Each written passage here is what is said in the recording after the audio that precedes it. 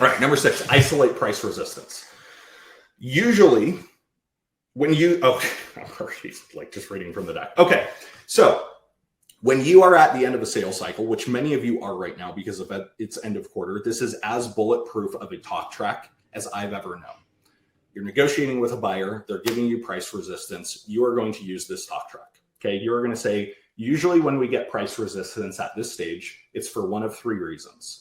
Okay, either you're not bought into the financial value or the business case, okay, and that's why you're resisting price.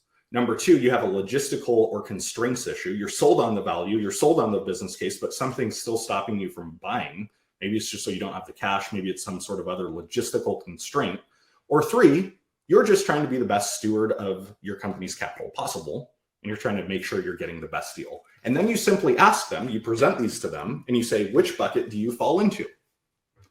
Now, whatever bucket they voice, then you simply start problem solving, right? If they say, well, I'm not sold on the value, then you take a step back and say, wow, looks like we skipped the single most important step of this entire interaction together. How familiar are you with the business case I put together with X champion? Okay, it almost gives you an invitation to sell value to somebody who's like in procurement or something.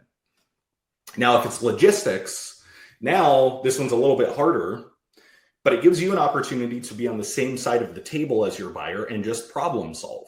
Okay, I can't tell you exactly how to problem solve, but it gives you an invitation to ask questions like, tell me more about the budget situation. Tell me more about what's stopping you from pulling the trigger. Tell me more about the logistics that are constraining us from doing business together, right? It opens the door to ask those questions without you seeming kind of pushy, right? Because it's super relevant. And then the last one, very few people are going to admit that they're just trying to get a good deal, but I've seen that happen before. And at that point, your technique is just to assure them, look, we price to be fair for you and fair for us. We're at a price point that we believe is fair for you and fair for us.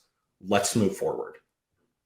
Okay, there is something to closing techniques, but the word technique is definitely overrated, right? Now, growing Gong, we started with our closest competitor around the same time, and we had a great product, don't get me wrong, and we had a great go-to-market machine, don't get me wrong, but this technique is one of the things that helped us grow at a faster rate, despite the fact that our competitors would offer half the price. Okay, there were other things we did. I don't want to oversell this technique by itself. It wasn't a silver bullet. But this is one of the things that I would credit that monstrous competitive success to.